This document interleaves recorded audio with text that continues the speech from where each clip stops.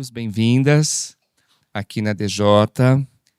Vou repetir mais uma vez, quem está aqui, ó, parabéns para vocês, né? Hoje a gente tem um café com o doutor diferente, mas extremamente importante, né? O café do doutor Imunização. E para você que está em casa acompanhando também, sejam muito bem-vindos. Quero agradecer muito ao Thiago, da GSK, também, e também a presença especial que a gente vai aprender muito hoje. Tenho certeza absoluta, a gente ficou aqui estudando o tema, eu e a Débora, né?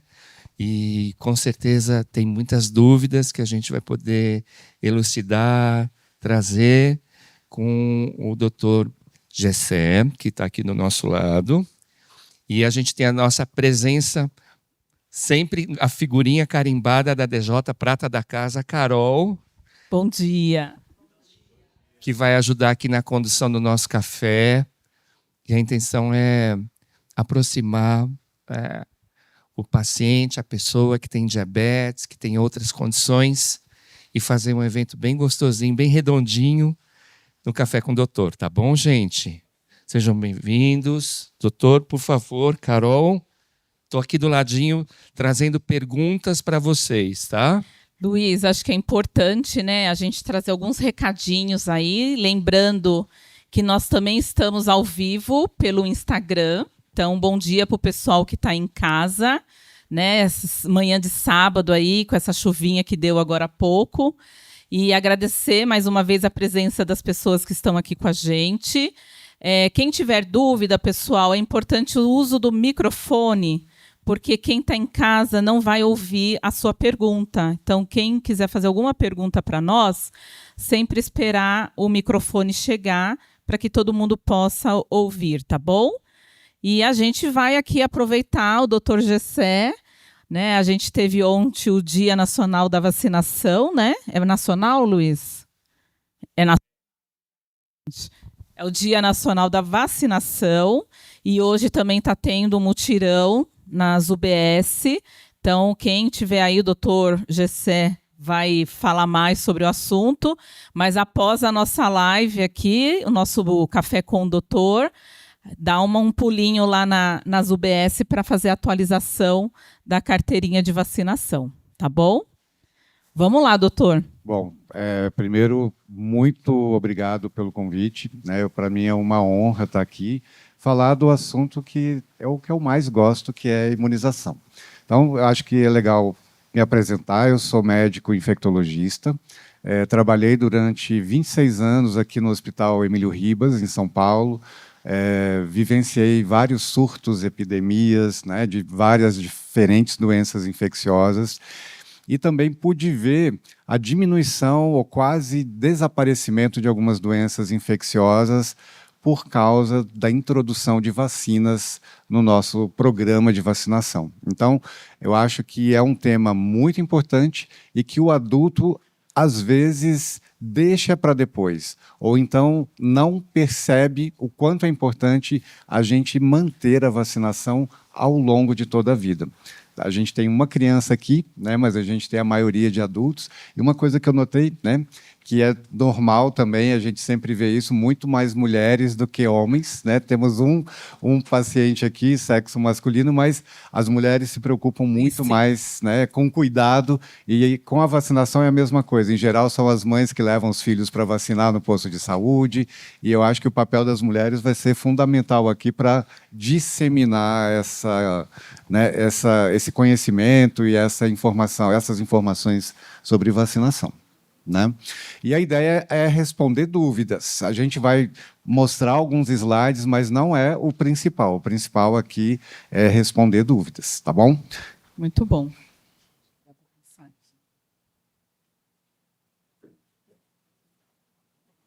Bom, então aqui só conflitos, né, o nosso conflito de interesse. Eu trabalho atualmente na GSK, é uma indústria farmacêutica que produz vacinas, mas, né, a gente tem uma vivência muito grande de anos e anos de profissão trabalhando na área de infectologia e nessa área de prevenção.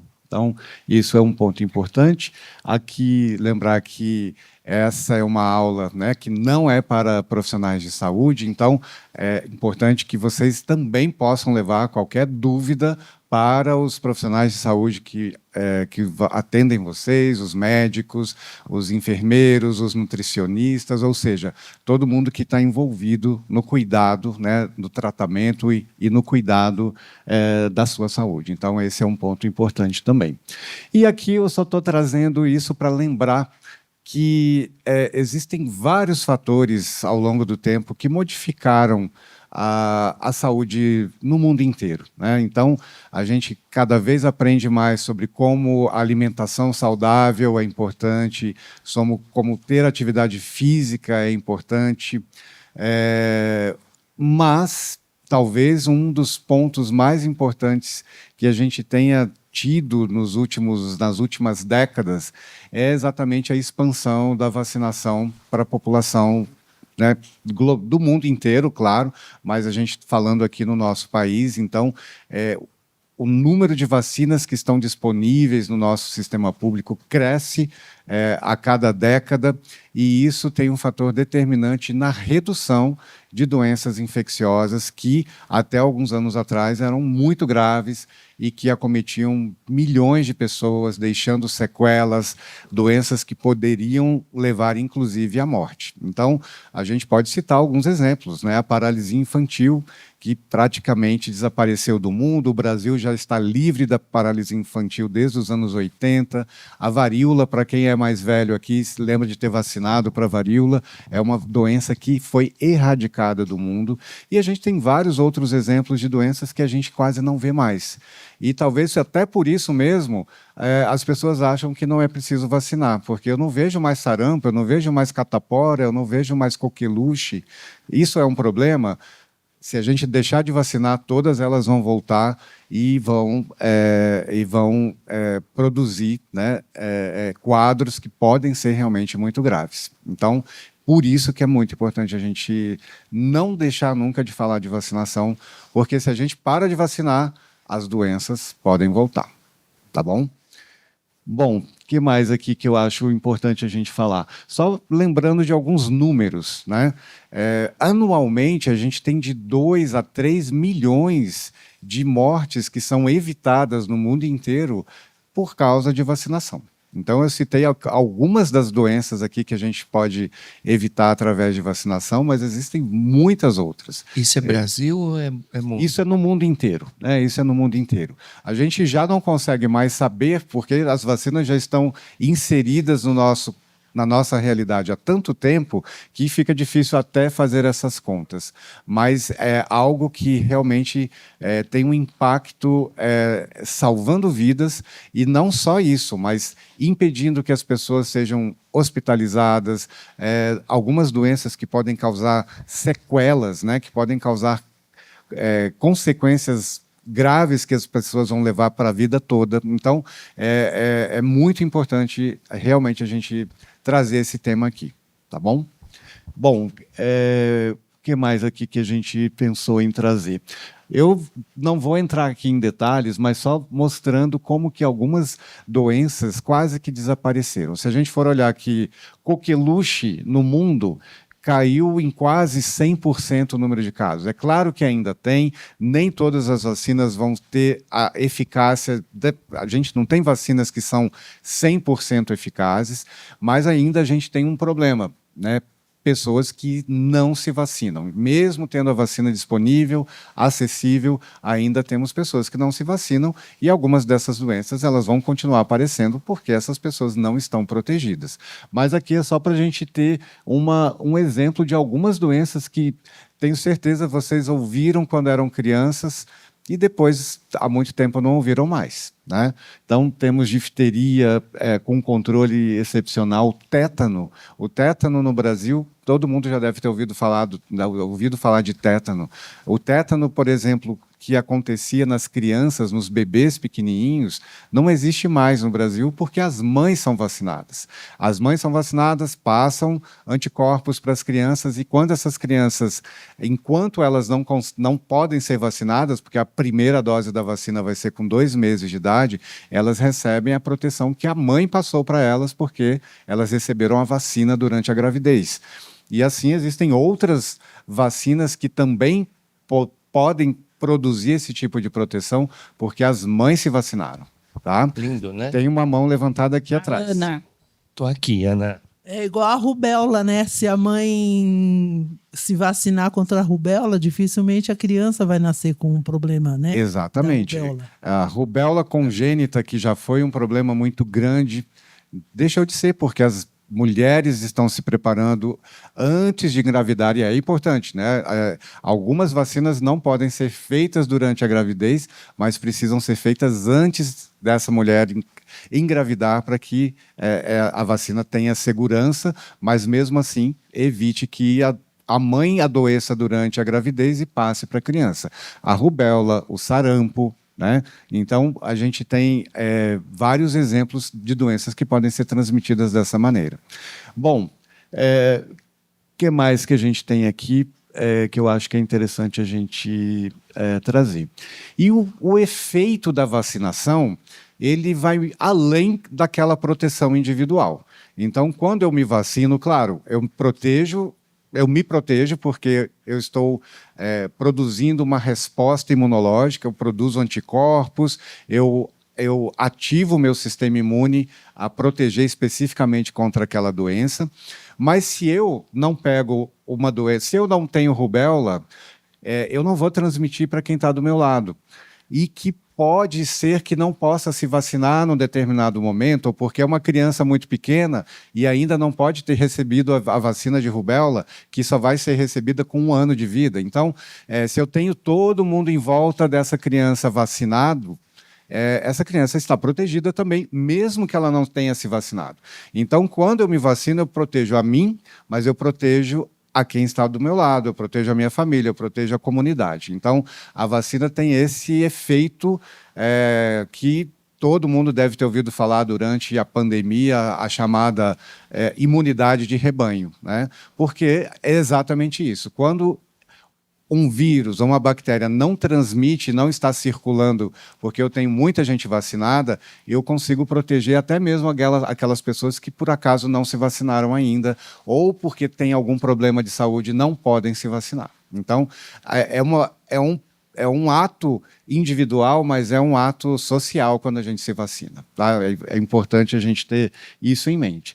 E, obviamente, eu vou ter menos internações, eu vou ter menos utilização de recursos de saúde, vou ter menos faltas no trabalho, eu vou ocupar menos familiares para cuidar de mim porque eu adoeci. Então, é uma cascata de benefícios que vão acontecendo que a gente às vezes não pensa quando está tomando lá aquela agulhada que dói, né? Que às vezes a gente não quer tomar, mas aquela agulhada pode causar todos esses benefícios na comunidade. Então, eu acho que é muito importante a gente exaltar um pouquinho isso daqui.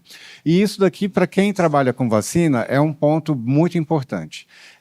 Depois do tratamento da água, depois do saneamento e a possibilidade da gente poder tomar, ter uma água potável, a vacinação foi a ação em saúde pública que mais impacto teve na redução de doenças e proteção e evitando mortes da população. Então, claro que o tratamento que cada um de nós fazemos é excepcionalmente importante, mas a vacinação tem esse contexto muito social, coletivo, que a gente não pode deixar de mencionar, tá bom? O que mais que nós temos aqui? Gente, vão perguntando e vai me interrompendo, vamos... tá bom? A gente já tem, mas é que tá tão legal também ver essa visão geral. Geral, né, Luiz? Tá legal. E aí eu vou só mostrar isso aqui, aí eu vou parar de falar e eu quero ouvir vocês. Mas assim, eu queria trazer um conceito, que é o conceito de vacinação ao longo da vida. Opa! A gente tem o hábito de pensar que vacina é coisa de criança. E claro que é, né? Por que que é? Porque a gente tem uma criança tem o sistema imune ainda não amadurecido, vulnerável a várias doenças, e é na criança mesmo que a gente tem que centralizar todos os esforços na saúde pública. E a gente tem dezenas de possibilidades de proteção para uma criança atualmente, já a partir dos 2 meses de vida. Mas a gente não pode parar por aí. Por quê? Algumas vacinas, primeiro que quando alguns de vocês aqui tomaram vacina quando eram crianças, talvez tivesse um número muito pequeno de vacinas disponíveis. Então, uma série de novas vacinas foram surgindo ao longo do tempo. E a gente perdeu porque não tinha, ela simplesmente não existia. Então, sempre é uma possibilidade da gente se vacinar para aquelas doenças que a gente não teve oportunidade quando criança. Segundo, porque algumas vacinas, elas não duram para a vida toda o papel protetor. A imunidade não é para a vida toda. A gente precisa fazer algumas vacinas de tempos em tempos para que a nossa imunidade se mantenha adequada, se mantenha ali pronta para responder. E terceiro, porque existem algumas situações ao longo da vida em que a gente vai precisar de mais proteção. Seja porque... então, aqui a gente tem alguns exemplos, né? Crianças muito pequenininhas, lá os bebês antes de 1 ano de idade precisam tomar uma série de vacinas porque existem várias doenças muito graves que essas crianças podem ter e ali é o momento delas se vacinarem. Crianças um pouquinho maiores, porque algumas vacinas precisam de doses múltiplas, precisam de doses de reforços. Adolescentes, por exemplo, a gente tem que pensar na vacina do HPV, né, que é uma infecção transmitida por via sexual. Pessoas que viajam, às vezes, vão para locais em que não tem doenças que tem aqui e a gente precisa se proteger. Uma vacina bem típica para o viajante é a vacina de febre amarela, que a gente também lembra de vacina de febre amarela só quando... pensava em viajar, vou viajar lá para o Mato Grosso, vou viajar para a Amazônia, mas só lembrar que aqui em São Paulo, se a gente sai um pouquinho da cidade, na Serra da Cantareira, a gente teve alguns anos atrás macacos que morreram de febre amarela. Ou seja, deixou de ser a vacina do viajante, a gente tem que pensar na febre amarela também. As gestantes, como eu já mencionei, então... vacinar durante a gestação é importante para proteger essa mulher, mas importante para proteger o bebê que vai nascer, né? E existe a importância da gente se vacinar à medida que vai envelhecendo também. Então, o adulto mais velho, cada vez mais precisa lembrar disso e cada vez mais existem novas vacinas também focadas nessa faixa etária, tá? E existe uma outra questão, que é o que a gente vai falar aqui, que é o desafio de... deixa eu ver, aqui, né? O desafio da gente endereçar a questão das doenças crônicas. Então, existem algumas doenças e algumas situações, algumas comorbidades que também aumentam o nosso risco de ter infecção. Viver com diabetes é uma situação que pode aumentar o risco de algumas infecções, né? E a gente, então, é o que a gente quer discutir aqui. E existem outras situações também que são comuns no nosso meio e à medida que a gente vai envelhecendo, essas situações são frequentes, doenças cardiovasculares, doenças respiratórias crônicas, por exemplo, doenças renais crônicas. Então, todos esses fatores aumentam o risco de desenvolvermos algumas doenças infecciosas e muitas delas podem ser evitadas através de vacinação. Então, é essa a questão que a gente quer trazer aqui, né? Além de toda essa questão, né, da vacinar ao longo da vida, existem situações clínicas que aumentam o nosso risco. Então, vamos começar aqui, né? Eu tenho uma pergunta, acho que vai ser esclarecedora aí para grande parte das pessoas. Existe alguma vacina que a pessoa que tem diabetes, ela não possa ou não precisa tomar essa vacina? Ou uma outra específica para quem tem diabetes? Então, primeiro Essa responder. pergunta também que foi feita Aí aqui por uma também pessoa. Carol também, a Carolina Silva é xará sua. Ela fala, quais são as vacinas recomendadas para as pessoas com diabetes? Complementa com a da Carol aqui. Bom, então vamos responder de uma maneira simples, depois a gente vai responder de uma maneira mais complicada. Primeiro, nenhuma vacina é contraindicada para o paciente que vive com diabetes. Tá? Existem algumas mudanças na resposta imune do paciente que tem diabetes? Sim, existem, mas isso não contraindica nenhuma vacina para esse indivíduo que vive com diabetes. Então, diferente de outras situações em que a gente pode ter algumas vacinas que a gente não pode usar no momento, por exemplo, de um quadro de imunodepressão. Eu tomo algum remédio que vai fazer o meu sistema imune ficar muito fraco. Quimioterapia, alguns tratamentos podem levar a isso. Nada impede que uma pessoa que tenha diabetes também não precise tomar esse tratamento. Aí sim, é uma outra situação. Mas o diabetes por si só não contraindica nenhuma vacina e a resposta geral é: quem tem diabetes precisa tomar todas as vacinas que estão disponíveis. Então, uma criança que tem diabetes precisa tomar todas as vacinas disponíveis e recomendadas para a faixa etária dessa criança, né, que essa criança se encontra. A criança maior, o adolescente e o adulto jovem. E, à medida que a gente vai envelhecendo, existem vacinas que vão ser recomendadas. E a pergunta talvez a gente possa responder assim: existem algumas doenças que têm um risco aumentado para o diabetes? Aí sim, e aí a gente pode falar de algumas vacinas que têm um foco maior para o diabético. Vamos falar delas? Vamos, quais são? Mas tem uma pergunta aqui que tem um pouco a ver. Uma pessoa, a Juliana Alves, também que está lá, posso tomar vacina com diabetes descompensado?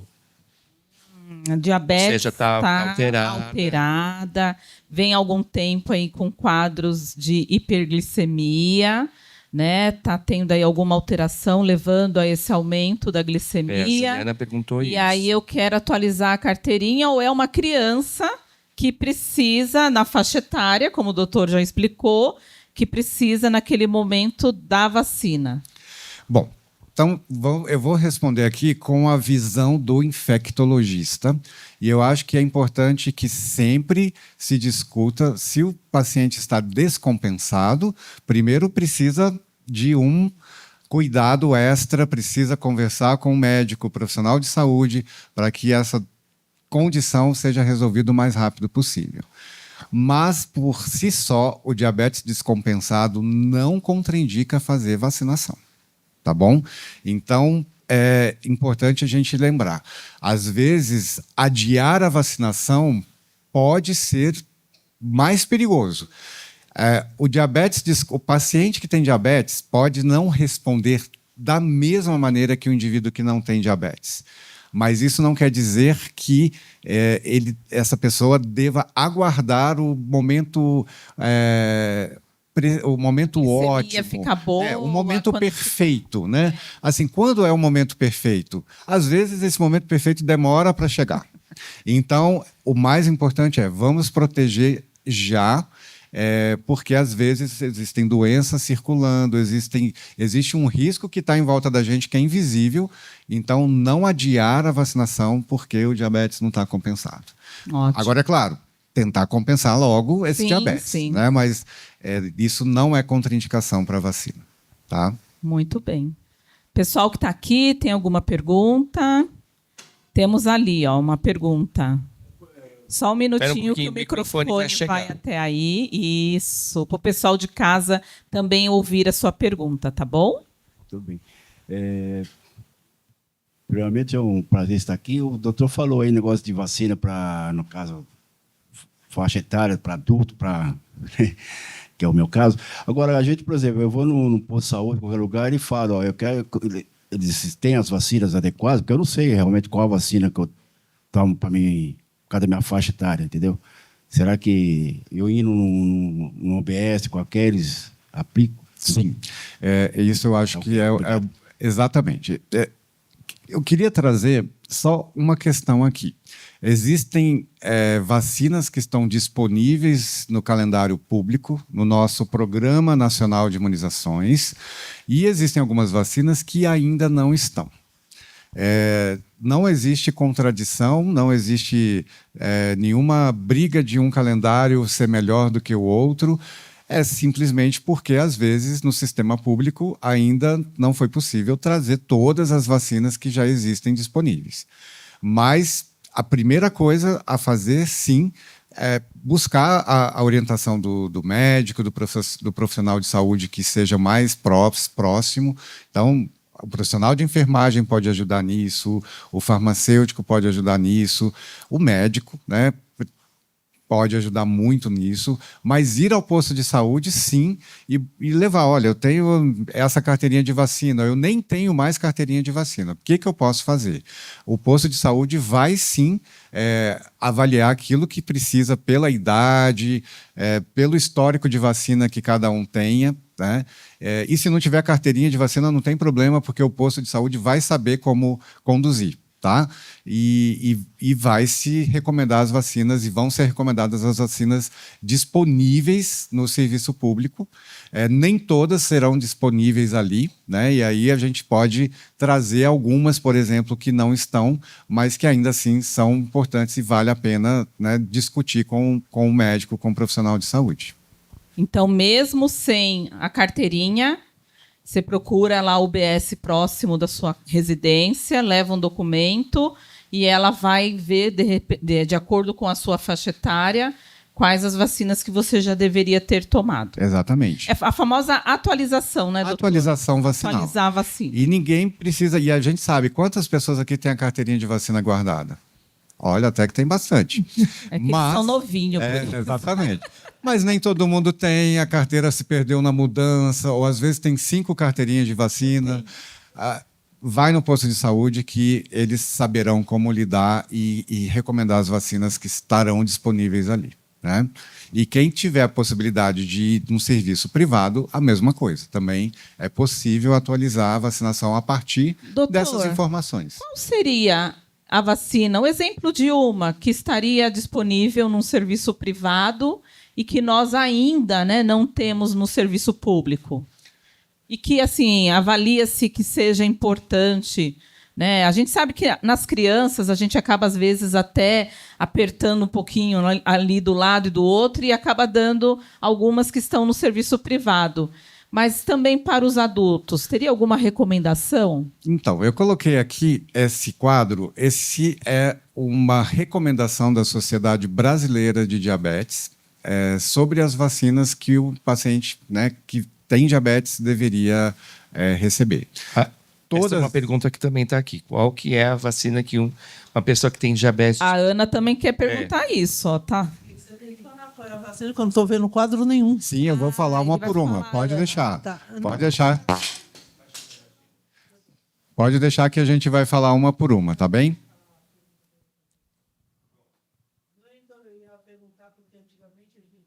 Lá onde eu estudei, a gente tomava vacina contra meningite. Aí, hoje em dia, é difícil ter lugar onde toma a vacina da meningite, porque ela não entra na campanha. A vacina da meningite, ela pode ser feita para o adulto? Pode, existem diferentes vacinas, mas no serviço público ela está muito direcionada para a criança pequenininha, para o bebê e para o adolescente. Depois de uma certa faixa etária, o risco das meningites bacterianas ele vai diminuindo. Então, no serviço público, a vacina não vai ser oferecida mais. Tá? Algumas ainda podem ser feitas a nível privado, mas aí eu acho que vai ser a grande questão do profissional de saúde, do médico, avaliar qual é o risco, qual é o benefício dessa vacina, precisa mesmo, e avaliar se essa vacina está disponível para determinadas faixas etárias. Tá? Mas, especificamente, a meningite bacteriana ela é muito focada para o bebê e para o adolescente. Eu ia fazer justamente essa pergunta por questão da Ana, né? Só que uma outra pergunta que me impacta. Tem algumas vacinas, inclusive de influências, que dá reações. Às vezes a criança não tem nada, ou até mesmo o adulto toma a vacina, tomou a vacina, passa uma sequência de meia, 40 minutos ou 1 hora e dá reação, ou uma febre, ou uma dor muscular. O que seria? Seria uma reação do corpo? Então, vamos falar um pouquinho do nosso sistema imunológico, né? O que é uma vacina? Uma vacina é um pedacinho de um vírus ou de uma bactéria. Na grande maioria das vezes, esse vírus ou essa bactéria são mortos, eles não são ativos, eles não estão vivos, mas eles vão produzir uma reação no nosso organismo, uma reação imunológica. E essa reação imunológica, ela primeiro vai ter um processo inflamatório. É como se a gente estivesse recebendo aquele vírus ou aquela bactéria. E o organismo vai se preparar para produzir essa reação imunológica. Então, ter febre, ter mal-estar, ter, às vezes, dor muscular, aquela sensação de moleza, dor no local da aplicação, são reações frequentes e são reações comuns e até esperadas que a gente tenha. Isso significa o quê? O nosso organismo está reagindo àquela vacina e está produzindo a defesa que a gente precisa. Tá? Então, isso é normal, não quer dizer que tomou a vacina de gripe e adoeceu, ou tomou a vacina de gripe, e isso é muito comum, e a gente vai começar falando da vacina de gripe mesmo. Tá? Às vezes tomou a vacina de gripe e ficou gripado. A vacina que produziu gripe. Com certeza não. Essa é uma vacina de vírus morto, não tem nada vivo nessa vacina. Só que às vezes coincide, eu tomei a vacina e eu já estava com o vírus da gripe no meu organismo. Ou eu tomei a vacina e peguei qualquer outro vírus que pode causar um resfriado comum. E eu achei que foi a vacina que me causou gripe. Definitivamente não foi. Tá bom? O doutor vai passar um pouquinho desse... Isso, vamos passar essas recomendações da sociedade brasileira, e aí a gente fala que o que está disponível no sistema público, o que não está, e a gente fala um pouquinho de cada doença, pode ser assim? Eu acho que é interessante, até para quem está cá. Essa recomendação para diabetes é diabetes tipo 1 ou tipo 2 ou tudo? Tudo, é independente. Então está respondido aqui a Juliana também. Então, quando a Sociedade Brasileira de Diabetes fez a recomendação, pensando... aqui eu só estou frisando um pouco mais na faixa etária mais adulta, mas a recomendação ela é mais ampla do que isso e ela vai abordar todas as faixas etárias também, tá bom? Então, começando com a vacina de gripe. Por que é importante o paciente que tem diabetes, mais do que outros indivíduos com faixa etária acima dos 60 anos, por exemplo, pensarem na vacinação? Porque a gripe pode ser mais grave em quem tem diabetes. Eu tenho mais chance de complicações, eu tenho mais chance de ter infecções bacterianas. Então, a gripe por si só, ela pode ser uma infecção grave, mas ela também predispõe à pneumonia bacteriana, por exemplo, ou a otite, ou a sinusite, a outros quadros que vão se arrastando, que vão produzir mais problemas para esse indivíduo. E o diabetes favorece um pouco mais essas complicações. Então, a vacina ela é indicada para todo paciente que vive com diabetes. A partir dos 6 meses de vida, então, é uma vacina que pode ser feita para criança já a partir dos 6 meses de vida, em qualquer faixa etária, e ela é disponível no sistema público dessa maneira. Essa tem que repetir? Todo ano. A vacina de gripe é uma vacina que todo ano é diferente. Porque todo ano a gente tem vírus de gripe diferentes circulando. Então, ela é renovada, a composição da vacina se modifica todos os anos. Então, não é que a vacina de gripe é uma vacina ruim, eu tenho que tomar ela todo ano. É porque realmente os vírus de gripe se modificam e a vacina ela é atualizada todos os anos. Então, essa eu acho que é uma das primeiras que a gente tem que pensar, independente da faixa etária, é preciso vacinar. Existem vacinas diferentes que estão disponíveis no sistema público e sistema privado. Uhum. Mas as duas vacinas elas são muito eficazes, né? Claro, a vacina de gripe ela não vai proteger 100%, mesmo porque às vezes a gente pode ter um vírus da gripe que está circulando que não está naquela composição, mas ela previne de maneira muito significativa a internação por gripe, complicações respiratórias, né? Aquilo que a gente chama de síndrome respiratória aguda grave, que é a gente ter que ir para a UTI por causa de uma gripe. E tomando a vacina, esse tipo de complicação se reduz de maneira muito significativa. Então, essa é a primeira vacina. A gente não pode negligenciar. Esse ano eu não tomei porque eu vi falando coisas aí. E a gente tem visto que as pessoas estão buscando menos a vacina de gripe nos postos de saúde. A vacina está sobrando dependendo do ano que a gente tem a vacina disponível. Então, eu ouvi sempre, né? Tomei a vacina e fiquei gripado. O ano que vem não vou tomar mais. Então, não entrem nisso, não caiam nisso, porque é muito importante manter a vacinação, tá? E mesmo que você tenha ficado gripado ou gripada, talvez não tenha protegido de ter a doença, mas pode ter protegido de ter tido uma forma grave da gripe, tá? Então, é isso que a gente tem que pensar. Então, está acontecendo comigo esse caso que ela falou, né? Todo ano eu fico muito ruim quando eu tomo. Assim que começa a campanha, eu sou uma das primeiras quando chega na minha idade. Eu tomo. Aí fico ruim.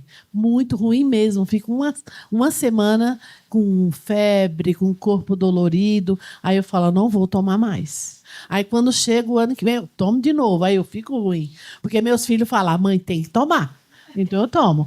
Mas é assim... Eu tenho aquela semana de gripe e depois, o resto do ano, eu não tenho mais gripe. Só coisinha assim de rinite, né? Alérgica. Mas a gente fica naquela dúvida. Não, eu vou insistir para continuar tomando, tá?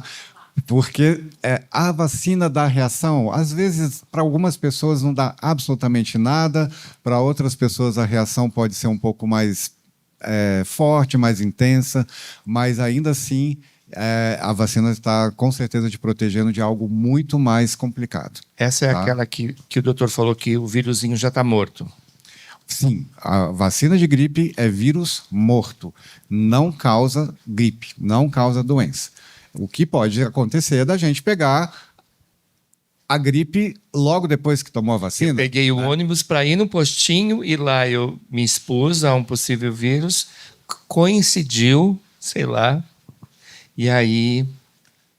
Exatamente o que pode acontecer. Porque quando a gente toma a vacina de gripe, é quando está começando a chegar o inverno, lá no mês de março, no mês de abril, e que eu vou ter mais circulação do vírus de gripe. Então, esse ano atrasou, desculpa cortar o doutor, para a gente chegar no postinho, a campanha pareceu que tinha um atraso Isso acontece também? Acontece. Às vezes, existe uma questão na produção da vacina, existe questão da compra da vacina pelo Ministério da Saúde, né?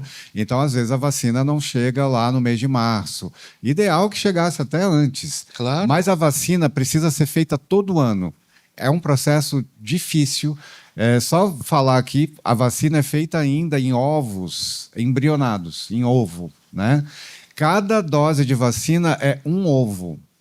E isso leva um tempo para que o vírus cresça dentro daquele ovo, para que você consiga ter a quantidade de fragmentos do vírus da gripe suficiente para imunizar. Então, é um trabalhão a vacina de gripe todo ano. Ela não pode ser estocada de um ano para o outro. Ela muda, né? De um ano para o outro, ela vai mudando. Ela né? tem que ser atualizada. Não. Então, é uma vacina que realmente dá muito trabalho e todo ano ela tem que ser atualizada. E aí pensa, né? Vamos aqui, eu já estou pensando nos números, né? O Sistema Público de Saúde prevê lá que 2 milhões, vou chutar o número aqui, tá? 2 milhões de pessoas têm que tomar essa vacina, vão tomar. E aí a gente, esse ano tomou, o ano que vem não quer tomar, e 1 milhão não vai dar para usar para o ano que vem. Vai ser desprezado. Né? Vai ser jogado fora. Vai ser jogado né? fora. Porque para o ano que vem vai ser feita uma nova vacina. Então, a importância da gente fazer o uso do serviço público, né? A vacina está lá, a gente teve aí no começo, no mês de abril, maio, aí, uma chamada, foi feita uma ação do serviço público, até empresas privadas, né, para imunizar as pessoas, porque as pessoas não estavam buscando o serviço. Então, é um serviço que a gente tem gratuito, a vacina é gratuita, e muitas vezes a gente acaba, né, não utilizando, gera o desperdício no serviço público, né? E o ano que vem, então se esse ano só 1,5 milhão tomou, vamos produzir de novo 1,5 milhão? Não, ela vai continuar produzindo 2 milhões, porque, né, o objetivo do serviço é imunizar todas as pessoas, a população toda. Então, ela está fazendo a parte dela, cabe a cada um de nós ir fazer a nossa parte. Né? E é um dinheiro também que a gente... É o dinheiro, o nosso dinheiro, né? Nosso dinheiro. O serviço hoje, SUS, né? Ele é o nosso convênio. A gente paga esse convênio médico e a gente tem que usufruir dele. A gente, às vezes, fala, é de graça. É de graça porque você pagou lá. E da onde vem? Impostos que a gente paga de vários lugares, né? As taxas que a gente paga aí de várias formas. Então, acho que é extremamente importante nós revermos, né, a nossa postura diante do uso dessas vacinas. Né? A gente atualizar.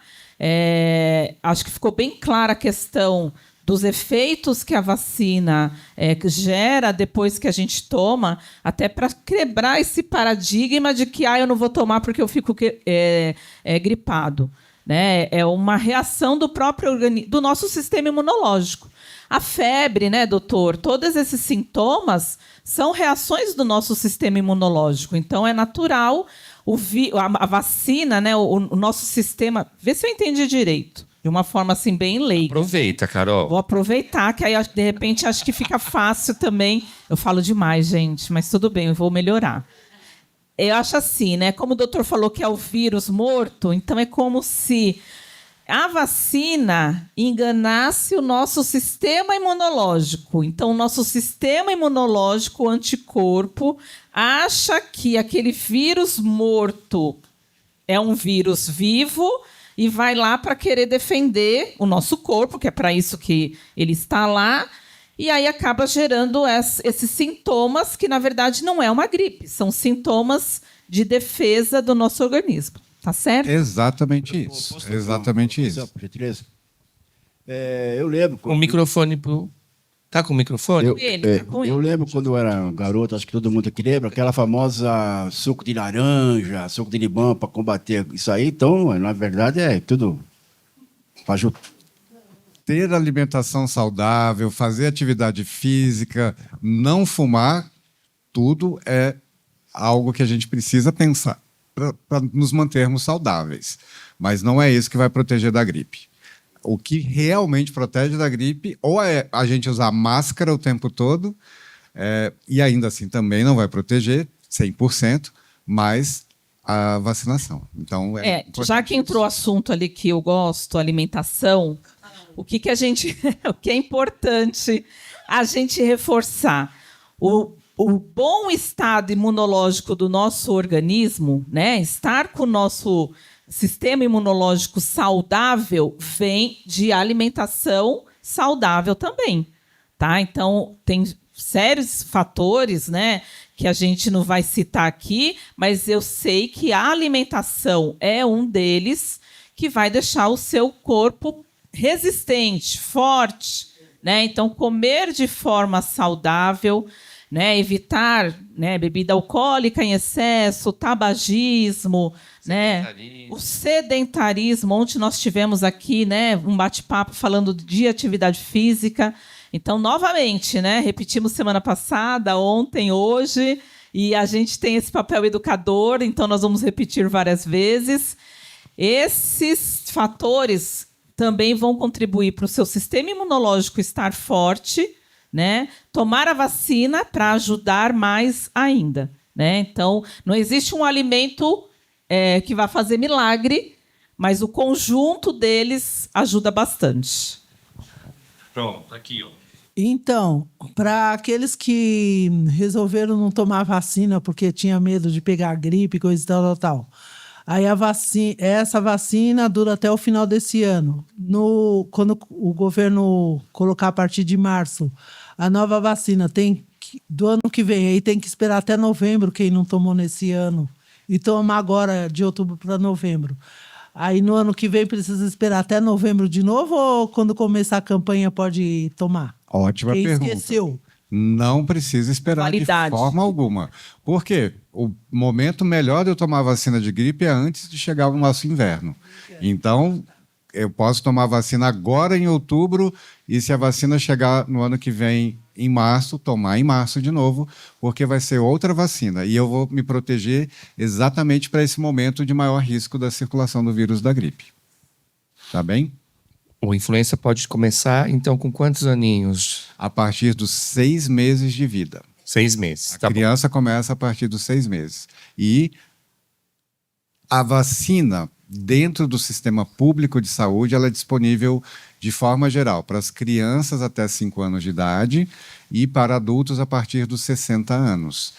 Em algumas situações específicas, essa vacina é feita antes dos 60 anos. Para a mulher que está gestante e pessoas que têm algumas comorbidades, entre elas quem tem diabetes. Então, o paciente com diabetes pode fazer essa vacina independente da sua faixa etária. Tá bem? E eu queria fazer só um pequeno comentário aqui. Gente, vocês precisam me falar da questão tempo aqui, tá? Porque senão eu vou ficar falando indefinidamente. A gente gosta, Então, doutor, tá bom. pode Eu falar. queria só A fazer... gente vai ficar aqui o dia todo. Daqui a pouco vai chegar o almoço. Eu queria só fazer um comentáriozinho sobre o SUS. Quando você falou da questão da vacina, toda essa questão de compra de vacinas, lembrar que o Brasil é um dos países modelo em relação à vacinação pública, tá? Ele é modelo até para países desenvolvidos. E a vacina que está disponível no sistema público de saúde, a gente tem que lembrar que ela está aqui. Obviamente, a gente está falando de São Paulo, é muito fácil, a gente é um posto de saúde, mas imagina quem está no interior da Amazônia, né, em locais muito remotos, e ainda assim a vacina chega lá. Então, esse é um serviço, um programa que é modelo e eu acho que é motivo de orgulho para nós brasileiros a gente ter a possibilidade de ter, né, tantas vacinas disponíveis. É claro, é perfeito? Não é perfeito, tem coisas que precisam ainda melhorar muito, mas a gente, né, tem um sistema de saúde, um sistema de vacinação que é muito exemplar. Tá? Mais uma pergunta aí, depois a gente vai seguindo aqui para as outras vacinas. Que a Ana está curiosa para saber as outras vacinas, né, Ana? Doutor, todas as vacinas têm que ser conservadas em geladeira? E por quê? Porque as vacinas, elas têm, embora não tenham, a maioria das vacinas não são de vírus ou bactérias vivas, mas elas têm componentes que podem perder a atividade ao longo do tempo, se eu não mantiver entre 2 e 8 graus. Essa é a temperatura que a maioria das vacinas precisam ser mantidas. Porque se eu deixar lá fora da geladeira, pode ser que em 24 horas a atividade daquelas substânciazinhas, né, que são proteínas na maioria das vezes, elas vão se degradando e não vão mais produzir a resposta no nosso sistema imunológico. Então, por isso que é tão trabalhoso, tem que ter uma estrutura muito grande para manter essas vacinas bem conservadas, fora da luz, mas principalmente dentro dessa temperatura de 2 a 8 graus. É o que a gente faz com quem tem o uso de insulina injetável, né? Tem os mesmos cuidados, né, de manter aquela insulina fechada, manter sob refrigeração. Então, quem usa insulina já está acostumado aí com essa regrinha aí da geladeira. Tem uma pergunta aqui. Por favor, a temperatura da insulina regular e da NPH, qual deve ser? Aí é com a Carol. Vamos lá. Quando ela estiver na embalagem fechada, né, o senhor retirou lá no posto de saúde, vai armazenar na sua casa, é a temperatura da geladeira, que varia de 2 a 8 graus, até 10, aí, mas o importante é estar 8. E o que a gente recomenda é aonde colocar essa insulina, que é extremamente importante, tá? Então, não colocar próximo daquela parte do freezer, né? Se for aquela geladeira que o freezer fica também dentro da geladeira, que ali a temperatura tende a ser mais fria, tá? Não colocar na porta da geladeira, porque a gente vai estar sempre abrindo e fechando a porta e aí existe uma variação. Qual o local ideal?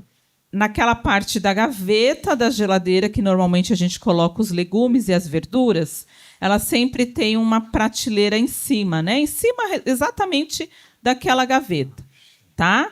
Coloca dentro de um potinho plástico, né? Pode deixar tampado. Não é para colocar o isopor é utilizado somente para transporte, ele não precisa ir para dentro da geladeira. Pega lá um potinho plástico que você tem em casa, que caiba as caixinhas direitinho, fechadas, e aí você coloca nessa parte de baixo, em cima da tampa dessa gaveta, na parte inferior da geladeira. Ok? Tudo bem, muito obrigado. Sim. Por nada. Bom, vamos então para uma outra vacina que também está disponível no Sistema Único de Saúde, que é a vacina para o Covid. Então, essa vacina também recomendada a partir dos 6 meses. Atualmente, ela não está mais sendo amplamente recomendada para todas as faixas etárias, mas para as pessoas acima dos 60 anos ou também indivíduos que tenham comorbidades. E aqui se enquadra também o paciente que tem diabetes. Então, é uma vacina que pode ser feita anualmente, tá bem? E ela atualmente a gente só tem aquela vacina, a vacina do RNA mensageiro, né, que é a única vacina disponível no Brasil. Nós não temos recebido atualização das cepas, né, dos tipos de vírus na mesma velocidade que outros países, mas ainda assim ela é uma vacina que também a gente tem recomendado para as pessoas que têm o risco aumentado de complicações fazerem, mesmo que tenha feito no ano passado, fazer novamente esse ano. A cepa é a variação... É a variante do vírus, exatamente, do vírus. A variante do vírus. Então, por isso que tem que repetir a cada ano. Tem que repetir a cada ano. Que nem a gripe. Ela não é... A gente, às vezes, tem mais de uma cepa por ano diferente, às vezes leva mais de um ano para ter uma nova cepa. Então, não tem a mesma frequência e a mesma mudança que tem a vacina de gripe, né? O vírus Covid, a gente ainda tem que aprender muito sobre ele, tá? Eu ia falar isso, é novo, né? É muito novo para nós. Ele não é né? tão relacionado ao inverno como é o vírus da gripe. Então, ao longo do ano inteiro, a gente pode ter infecção pelo vírus do Covid. E o fato da gente não estar vendo mais casos tão graves não significa que a doença desapareceu. Continua a ter transmissão e a gente continua a ter pessoas ainda desenvolvendo formas graves da doença. Claro que muito menos do que a gente teve nos anos, né, da pandemia, mas não é uma doença que acabou e a gente não precisa mais pensar nela.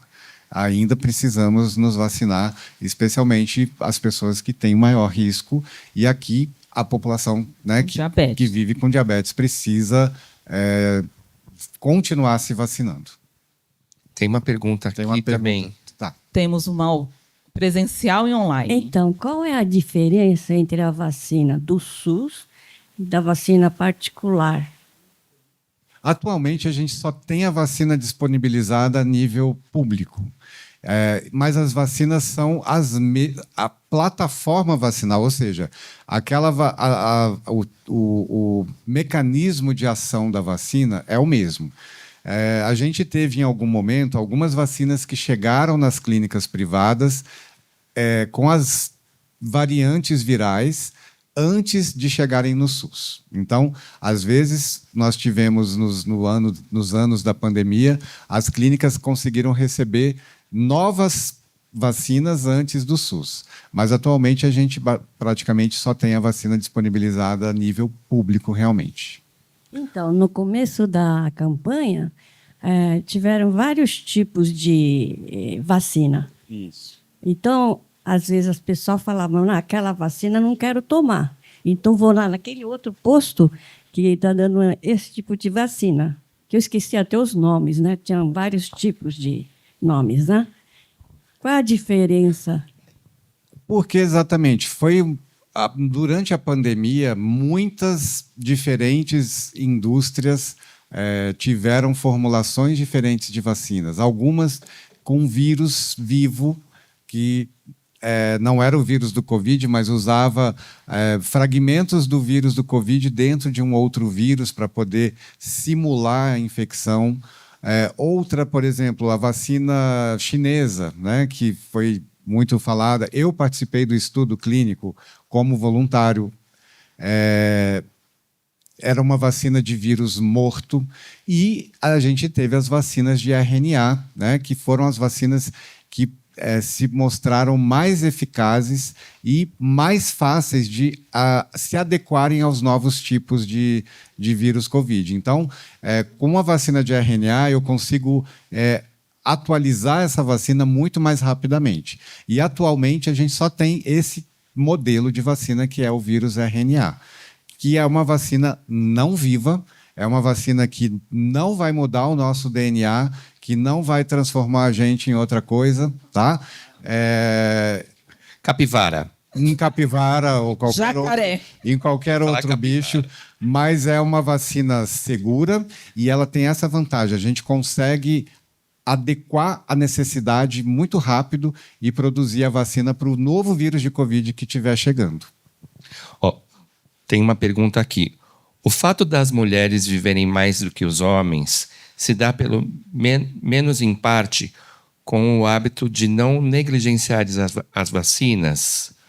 O que mais podemos aprender com elas sobre os cuidados da saúde? Nossa, bem empoderada ela, né? Aprender com as mulheres, vamos lá. Olha, eu não tenho essa resposta definitiva, mas a prática, né, mostra isso. A gente vê muito mais as mulheres indo primeiro ao médico, né, ao consultório médico. As mulheres vão ao ginecologista ao longo da vida toda, diferente do homem que não vai em lugar nenhum, né? Não vai no urologista, não vai no cardiologista. Exatamente. As mulheres geralmente, é claro que não, os homens também se preocupam com a saúde e se preocupam com a saúde dos filhos, mas geralmente quem leva os filhos no posto de saúde são as mães, né? Na maioria das vezes. Então, sim, eu acho que as mulheres estão muito mais conectadas a esse cuidado e não é à toa que elas estão vivendo mais. Isso é fato, que as mulheres vivem mais. Não dá para saber se é um homem, mas foi o LR Cláudio SC, talvez seja um participante aqui da online masculino. Tem outro homem aqui, José Carlos Soares. Eu tomei uma dose fracionada da febre amarela. Preciso complementar? Bom, essa é uma pergunta bem específica. A vacina da febre amarela não está aqui na nossa apresentação. Então, vamos lá. A gente teve uma epidemia de febre amarela no Brasil alguns anos atrás. Não lembro nem exatamente quando foi. Acho que foi 2009. Depois a gente voltou a ter novamente epidemia e faltou vacina. Não ia ter vacina para vacinar a população da maneira que seria necessária. E foram feitos estudos e mostraram que a gente fazer uma parte da vacina era suficiente para proteger essas pessoas. A dose fracionada ela é válida para a vida toda. A questão é, se ele for viajar para fora do Brasil, para um país que exija a vacina, o comprovante da vacina, aí ele precisa tomar de novo com a dose plena da vacina. Só nessa situação. Mas a dose fracionada é considerada como a dose feita, não precisa revacinar, exceto se for sair do Brasil para um país que vai exigir o certificado de vacina. Tá bom? Mais uma vacina. E uma vacina, né? Então, influenza, a gripe, Covid, são vacinas que estão no nosso sistema público. E aqui eu vou falar de duas vacinas que não estão no sistema público. Um é um vírus que ainda é bem pouco conhecido dos adultos, é muito conhecido das dos pais que têm criança pequena, que é o vírus sincicial respiratório. Quem já ouviu falar desse vírus? Vírus Em criança. sincicial respiratório. Alguma mãe, mulher, você já ouviu falar? Quem já ouviu falar de lá, bronquiolite? as mães Quem já ouviu falar de levantaram a mão aqui. bronquiolite? Então, bronquiolite é uma doença típica do bebê, né? Daquele bebê bem pequenininho, que durante o inverno, principalmente, lota o pronto-socorro pediátrico. E lota a internação e lota a UTI dos hospitais pediátricos, que é uma infecção que causa um quadro respiratório grave. É muito angustiante ver uma criança com bronquiolite que fica respirando de maneira, né, com a respiração como se estivesse cansado 24 horas do dia enquanto a doença estiver ali acontecendo. Para os pais, é uma experiência dramática, porque parece que aquela criança não vai resistir. E esse vírus é um vírus que recentemente passou a ter vacina para proteção. A gente tem 2 tipos de vacinas para o vírus sincicial respiratório. Uma vacina que é direcionada para mulher que está grávida, exatamente para isso, para que essa criança nasça já protegida e esses primeiros meses de vida ela não tenha risco de apresentar a doença, e também para pessoas mais velhas. Tá? Então, para os adultos a partir dos 60 anos, é uma doença que também produz quadros respiratórios complexos, que leva para internação, que leva para UTI, e é um vírus que a gente conhecia muito pouco, especialmente na população mais adulta. E a gente passou a conhecer mais exatamente durante a pandemia de Covid, porque começou a fazer teste para diagnosticar o vírus. Então, quando as pessoas iam para o hospital, a gente fazia teste para gripe, para Covid e vírus sincicial respiratório. E o que se viu é que muitos dos quadros respiratórios graves nem era pela gripe, nem era pelo Covid, mas pelo vírus sincicial. E esta é uma vacina que não está ainda disponível para o adulto, né, para o adulto mais velho no serviço público, mas ela existe disponível nas clínicas de vacinação. Para criança tem? Para criança, não. Para criança, você vacina a mãe, e essa mãe, quando transmitir anticorpos para o bebê, esse bebê vai se proteger. Mas não é para o bebê a vacina. A vacina é para a mãe que vai ter o bebê. No serviço público, a mãe gestante. No serviço público, a vacina está disponível. Para a gestante. Para a gestante. Tá, joia. Para o adulto mais velho, ainda não está disponível. Só no serviço privado. Só no serviço privado. E ela chama VSR. VSR. É um nome complexo. Vírus sincicial respiratório. E a gente vai ouvir falar muito desse vírus. Que é o vulgo bronquiolite, Quando é na criança, a doença se chama bronquiolite. No adulto, pode produzir pneumonia. Pneumonia mesmo, né?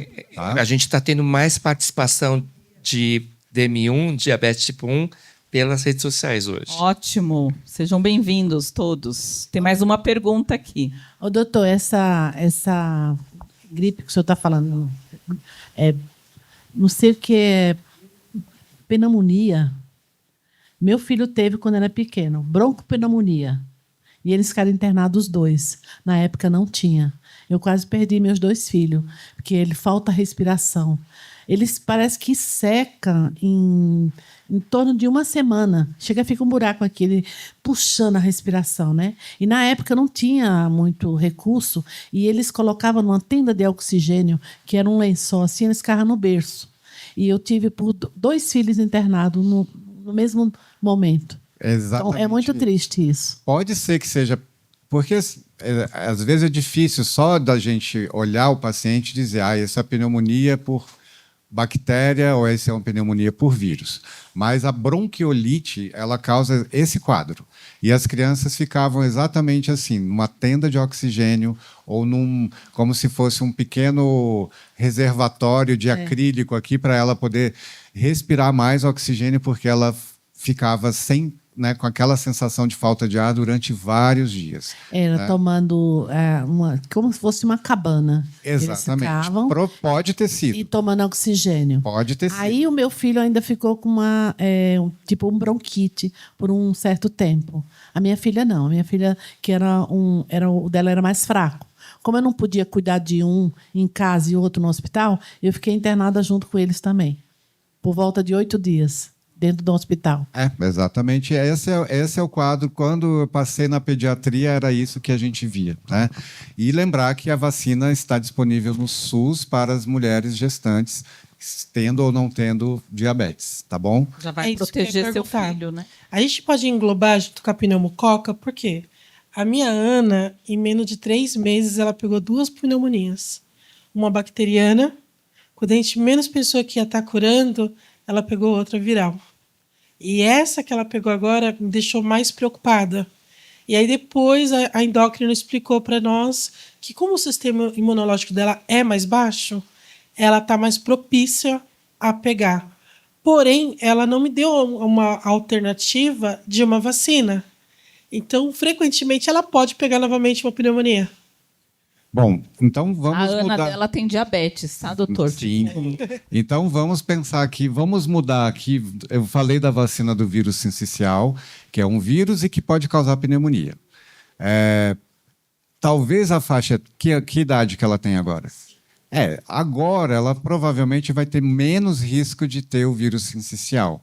É a criança mais menor, né? A criança mais jovem que tem um risco maior.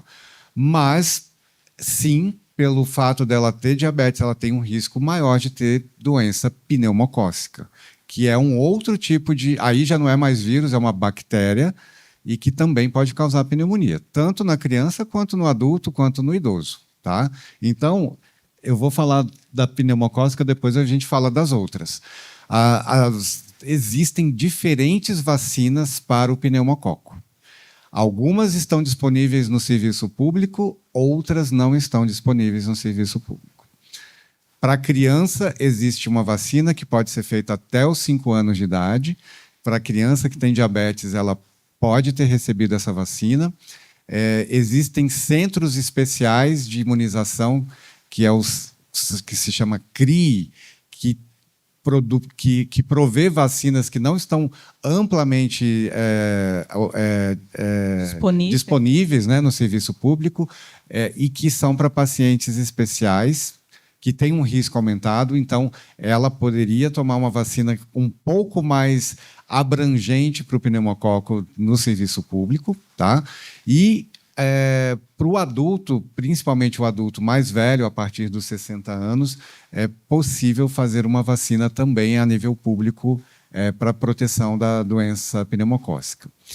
No meio desse caminho, né, entre os 5 anos de idade e os 60 anos de idade, vão ter vacinas mais em clínicas privadas. Diferentes vacinas do pneumococo que vão cobrir diferentes cepas do pneumococo. A gente tem uma pneumocócica 13, uma pneumocócica 15 e uma pneumocócica 20 valente, tá? E tem a 23, que é uma vacina que vai estar disponível no serviço público. Elas são diferentes, elas têm eficácias diferentes, tá? A 23, que é uma vacina que está no serviço público, ela é uma vacina que tem uma duração mais curta e ela não produz uma resposta tão boa quanto as vacinas que a gente chama de conjugadas, que é essa 13, a 15 ou a 20. É muito número, eu sei que é confuso. Mas jogar no jogo do bicho. Mega Sena, gente, anota aí. Pneumococo é classificado por números. Existem mais de 100, né? A gente pode colocar do 1 ao 100, mas a gente tem alguns que são mais comuns de produzir doença no ser humano. Tá? E a gente tem uma vacina que é 23, que é uma vacina boa, mas ela não produz imunidade para a vida toda e ela não é capaz de proteger também de uma maneira tão eficaz. Ela não cobre todos os tipos de... Embora ela tenha o maior número, ela não dá uma imunidade tão boa. E a gente tem vacinas que são as chamadas conjugadas, que são a 15, a 13, a 20, que não estão no serviço público. Tá? Atualmente, quem puder tomar a vacina 20 valente é a melhor, porque vai ter maior proteção e é uma vacina que vai ser duradoura, vai proteger para o resto da vida. No serviço público, a gente tem a vacina 10 valente, que é essa vacina conjugada também para as crianças. Tá? Ou seja, existem várias opções e existem disponibilidades diferentes no público e privado. Quem não puder fazer no privado, o público fornece uma vacina muito boa para as crianças. Para os adultos, não vai ter essa vacina conjugada ainda. Tá bom? Então, esse é um ponto importante. Para a sua filha, pode ser que mais para frente, se for possível, se ela puder fazer a vacina 20 valente, seria mais interessante, porque vai dar uma cobertura maior para ela. Doutor, tá? Essa é no CRI. Não, a 20 valente não tem no CRI. A 13 tem no CRI. No... A 20 não tem ainda tá no bom. CRI. Tá? O doutor, eu acho que eu já sei a resposta, mas vou perguntar. Essas que não têm no serviço público não estão lá por conta de custo? Também, né? É claro que o sistema público ele tem um cobertor que é curto, né? Ou seja, não tem orçamento para comprar todas as vacinas possíveis.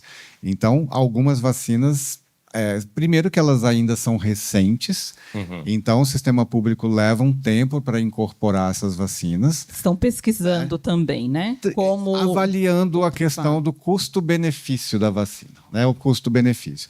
Elas são custo-benefício do ponto de vista individual, mas quando a gente fala da saúde pública, né, é uma outra conta que precisa ser feita. Você tem que fechar o orçamento do serviço público. Mas elas estão sendo discutidas continuamente. Não, isso é algo que o Programa Nacional de Imunizações não deixa de fazer. E tentando sempre trazer vacinas novas. Né? Tanto que trouxe a vacina do vírus sincicial para gestante. A partir desse final de ano, ela já está disponível.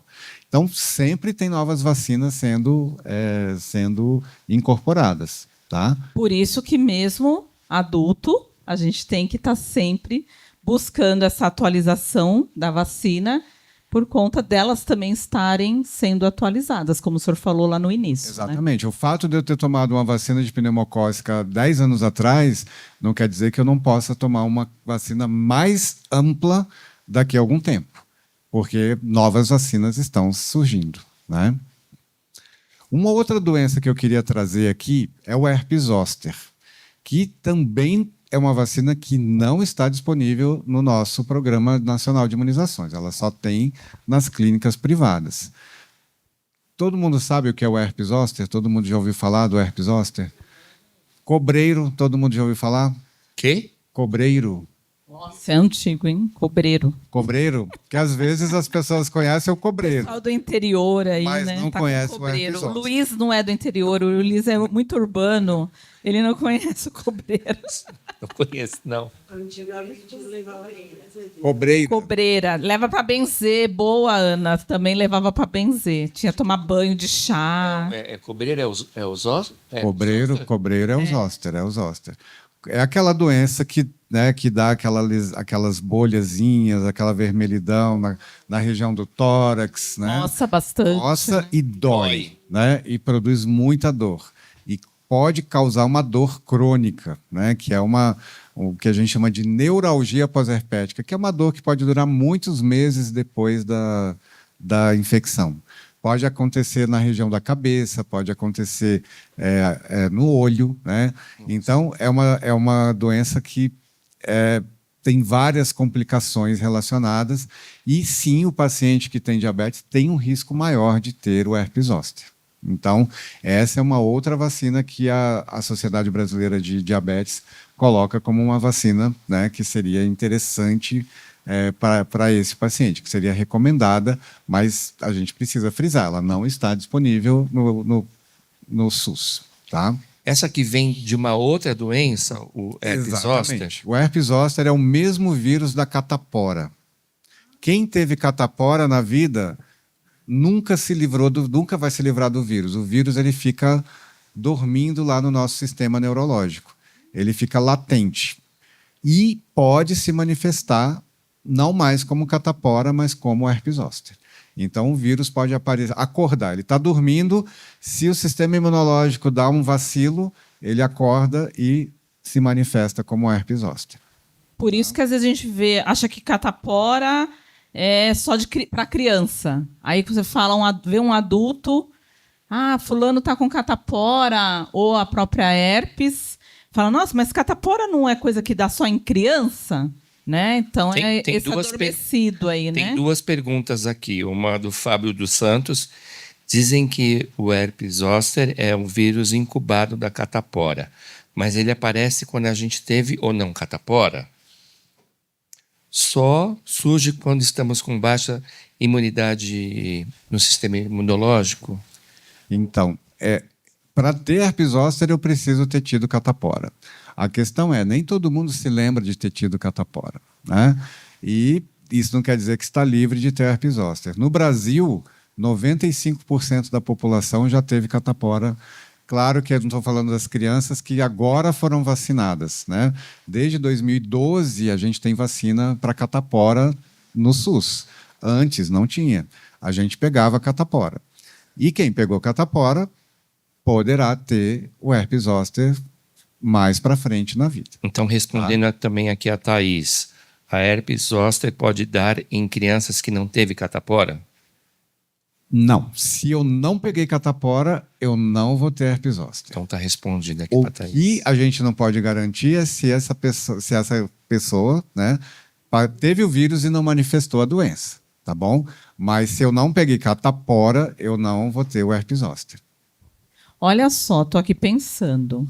Então, se a vacina para catapora começou a ficar disponível no SUS a partir de 2012, essas crianças vacinadas estão protegidas. Ou seja, o risco dela pegar catapora é quase zero e ela não vai ter também a herpes lá na fase adulta. Seria um raciocínio? Eu não consigo dizer isso totalmente, porque em 2012 a vacina começou, só que o vírus da catapora ainda circulava, ainda estava acontecendo. E aí, essa criança mesmo vacinada, ela pode ter tido contato com o vírus selvagem da catapora, não o vírus da vacina. Ainda assim, ela pode ter vacinado. Mas a grande questão do herpes zoster é para as pessoas que nasceram antes de 2012, que é a maioria de nós aqui, né? E pensar que essa é uma doença que pode se manifestar em qualquer fase da vida, mas principalmente a partir dos 50 anos. 50 anos. Temos uma pergunta aqui. Pode fazer. Se eu já tive herpes zoster uma vez, eu posso ter ela de novo? E nesse caso, eu tenho que tomar a vacina? Pode ter de novo, né? Não é frequente isso acontecer, mas pode acontecer novamente. A vacina pode ser feita em quem já teve o herpes zoster. Talvez a gente não tenha dados do quanto ela vai ser protetora. A vacina ela é muito protetora em quem nunca teve, mas em quem já teve a gente não tem o dado de quanto ela vai proteger. Mas a vacina pode ser feita nessa situação, sim. A senhora quer perguntar? Mais uma aqui, só um minutinho. Eu gostaria de saber se eu posso chegar lá no posto e pedir essa vacina. Não, com a minha idade. Ainda não, porque ela não está disponível no Programa Nacional, né? Houve até uma consulta pública recente sobre isso, é algo que está em discussão, mas ela ainda não está disponível. Porque eu vi essa doença na minha vizinha e é muito feia. E ela tem diabetes, ela toma insulina e ela até hoje ela ainda tem as dores, porque deu nesse lado mesmo, como o senhor falou.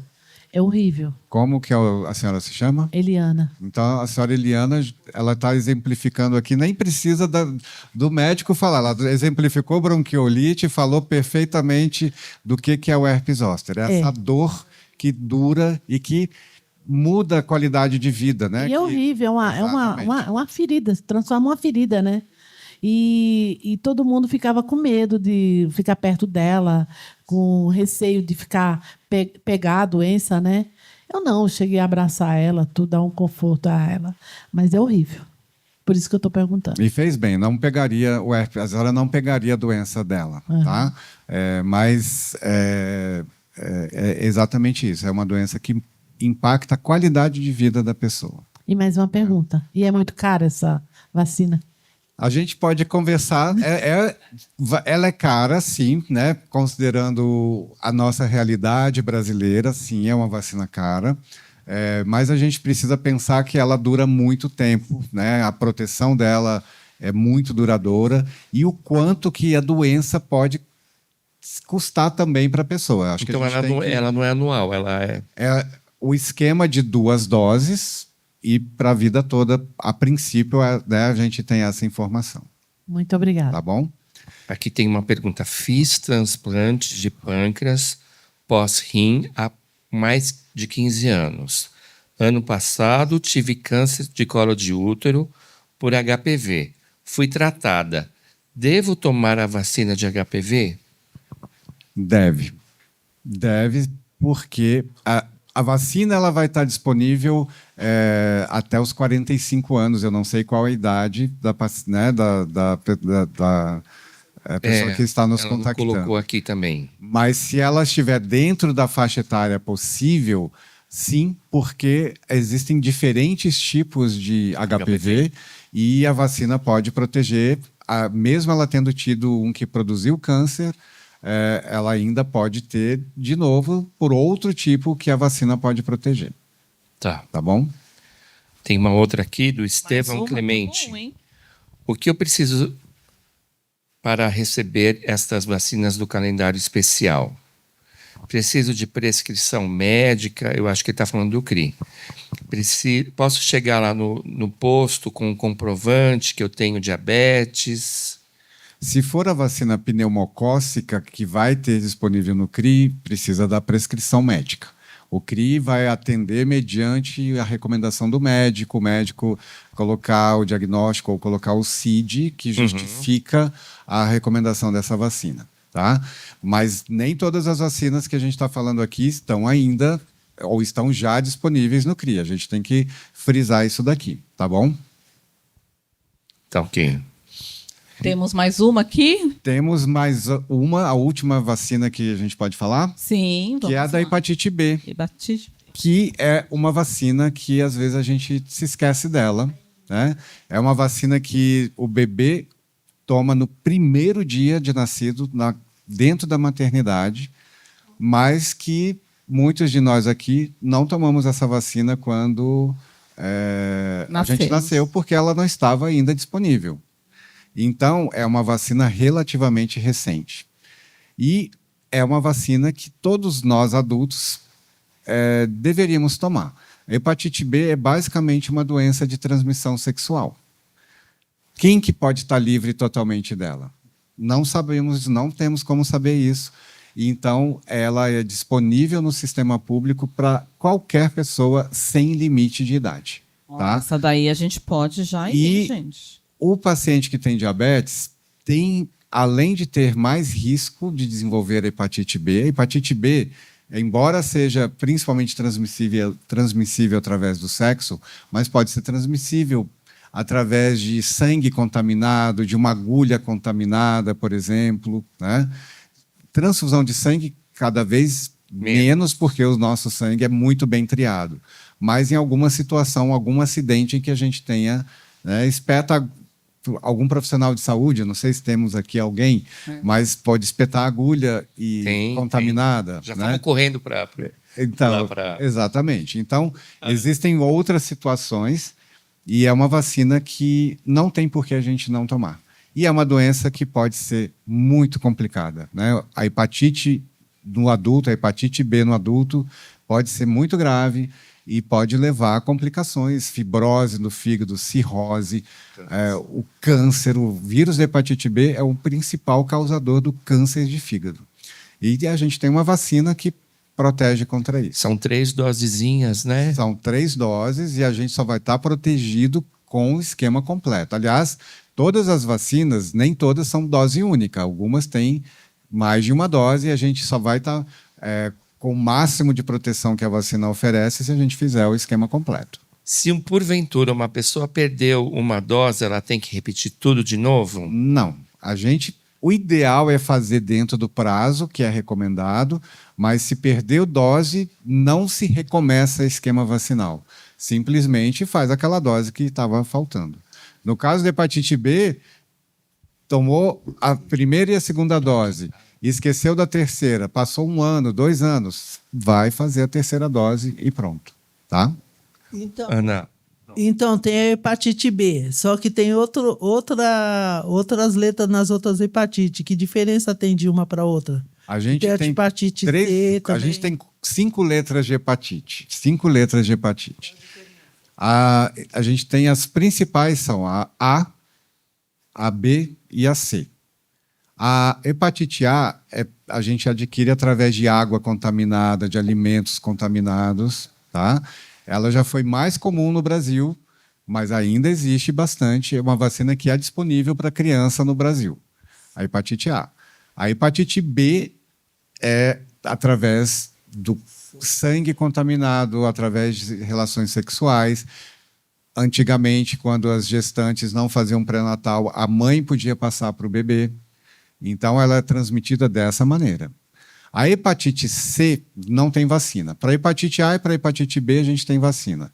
Desculpa, para A e para B. Para a hepatite C, a gente não tem vacina. tem estudos? A C veio do quê? A C também é através de relação sexual, através de sangue contaminado, né? Através de contato com sangue ou secreções de quem tem a hepatite C. A C, a gente nunca conseguiu produzir uma vacina para ela, mas atualmente os tratamentos estão muito bons. Então, é praticamente quem tem hepatite C consegue tratamento adequado e o vírus fica inativado. A doença do fígado não progride. Então, a gente tem essa vantagem. Não tem a vacina, mas tem tratamentos atuais muito bons. E a gente ainda tem mais algumas que são bem pouco comuns, né, que é a hepatite delta, e a hepatite D e a hepatite E, que são transmitidas mais por água, por alimentos contaminados também, mas a hepatite E nem existe no Brasil, tá?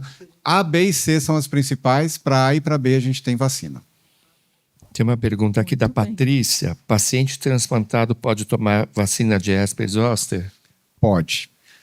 Existem estudos mostrando que a vacina é segura, que a vacina é capaz de produzir resposta imune adequada, especialmente em pacientes que fizeram transplante renal, mas também é indicada para outros transplantes. Desculpe, transplante renal e transplante de medula. A gente tem bons dados, mas ela é indicada para todos os pacientes que receberam transplante e que são imunossuprimidos. Aqui tem outro. Apesar das crianças não poderem tomar vacinas, né? Os pais podem tomar para manter as crianças protegidas? As crianças podem tomar todas as vacinas, sim, por favor, podem sim. E as crianças, inclusive, tomando vacina, diminui o risco de adoecimento dos avós, né? Quando a criança se vacina para a doença pneumocócica, o que se viu foi uma diminuição de pneumonia pneumocócica nos indivíduos mais velhos. Então, porque a criança transmite para o idoso. O que eu não sei se a pergunta é em relação a todas as crianças ou crianças que talvez tenham alguma condição de imunossupressão que não possa tomar todas as vacinas, tá? Mas, em geral, mesmo nessas situações, você pode aguardar uma janela com a medicação em dose mais baixa e ainda assim vacinar essa criança. As únicas vacinas que a gente teria restrição seriam as vacinas de vírus vivo nos indivíduos imunocomprometidos. Por exemplo, a vacina de sarampo, cachumba, rubéola, a vacina de febre amarela, a vacina de catapora, tá? Mas ainda assim, caso a caso, pode ser analisado para saber se dá para fazer a vacina ou não. É muito difícil a gente falar assim, definitivamente essa pessoa não pode receber a vacina. Muito bom. Mais alguma pergunta, pessoal? Eu estou aqui, extasiada de informações. Valeu muito a pena, né? Temos aqui mais uma pergunta no nosso grupo presencial. A gente já está aqui caminhando para o nosso encerramento. Só um minutinho, Ana, já vai aí para você. Vamos lá, pode perguntar. Bom dia a todos, meu nome é Isabel, né? E a minha dúvida é assim, a vacina que a gente toma quando é mordida por um animal, sobre raiva, né? Aí eles falaram, se você tomar todas as doses, aí você não precisa mais tomar para a vida toda. É isso mesmo, doutor? Não, não é assim que funciona, mas é um tema bem legal. Eu adoro a vacina de raiva. Eu trabalhei muitos anos lá no Emílio Ribas e atendendo pessoas que foram mordidas por animais. Primeiro que, além da vacina de raiva, frequentemente as pessoas precisam tomar vacina de tétano, porque as pessoas se esquecem de tomar vacina de tétano a cada 10 anos. Essa é uma que a gente precisa renovar sempre, a cada 10 anos. E aí morde um cachorro, morde um macaco, morde um animal outro, e aí temos que tomar vacina de tétano. E a vacina de raiva vai depender muito do tipo de acidente, aonde foi a mordida, que tipo de animal. Mas se a vacina for indicada, ela vai ser indicada para aquele momento e a gente depois precisa fazer um examezinho para saber o nível de anticorpo.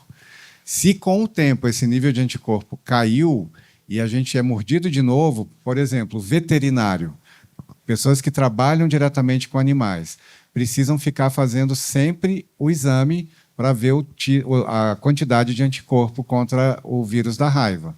Porque se esse anticorpo caiu, essa pessoa precisa tomar de novo a vacina. Tá? Quando a gente... eu nunca fui mordida por cachorro, mas a gente ouve assim... o cachorro da vizinha me mordeu. Não, fica tranquilo que ele é vacinado.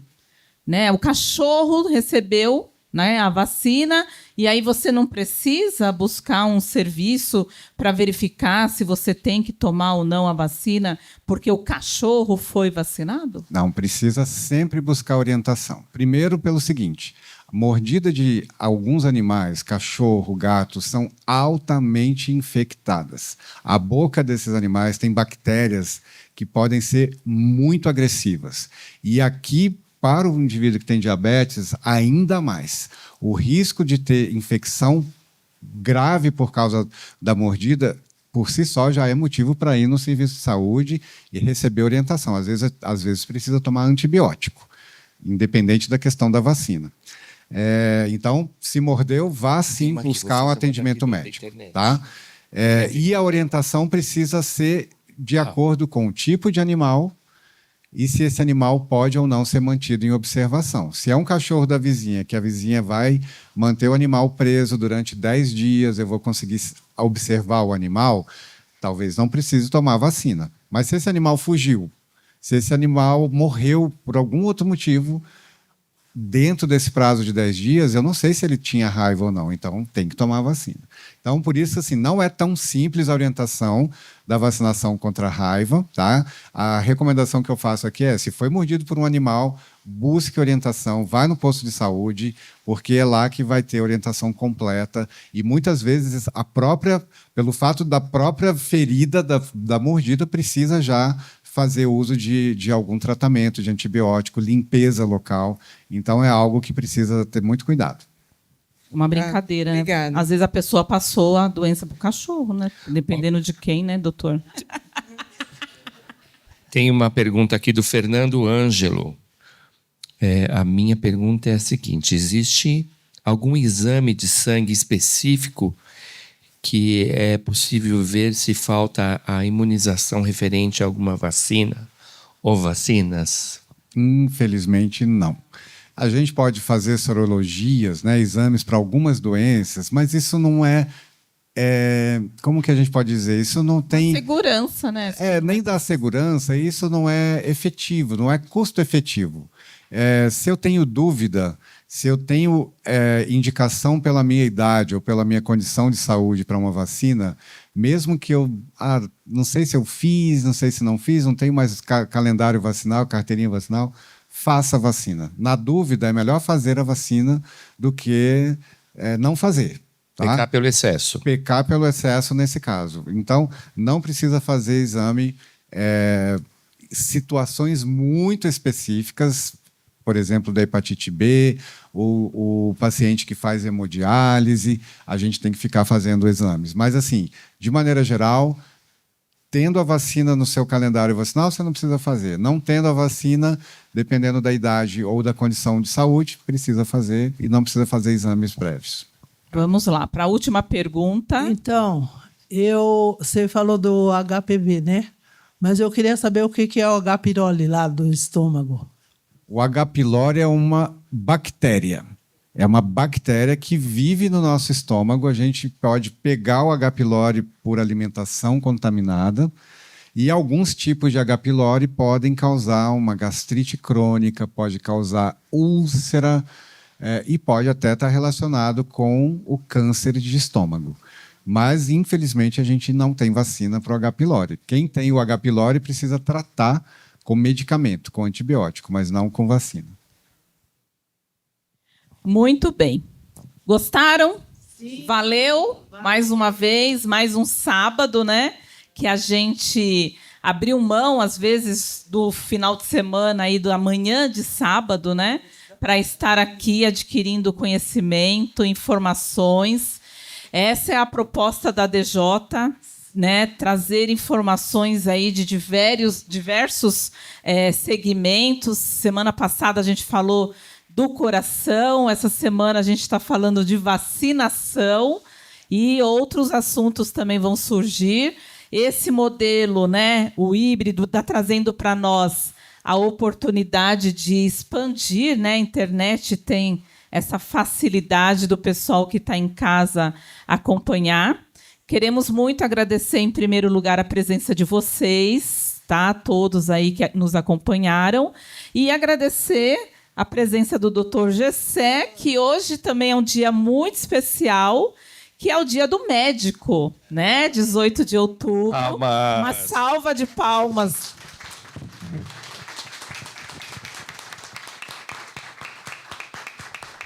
Parabéns, doutor, né? Eu admiro muito, né, o médico, porque ele tem aí um compromisso com a vida, né? A vida de pessoas, né? Ou dos animais aí, um médico veterinário, né? Que foi dia 16 de outubro do médico veterinário. Então, a gente quer agradecer muito a presença do senhor, do doutor aqui com a gente, tirando nossas dúvidas, né? Caso surjam mais algumas aí nas redes sociais, depois a Débora vai passando para o doutor responder, tá? E a gente encerra por aqui, né? Vamos agradecer o doutor por estar aqui e sigam a DJ Diabetes Brasil nas redes sociais para as próximas atividades. Muito obrigada pela presença de todos. Muito obrigado.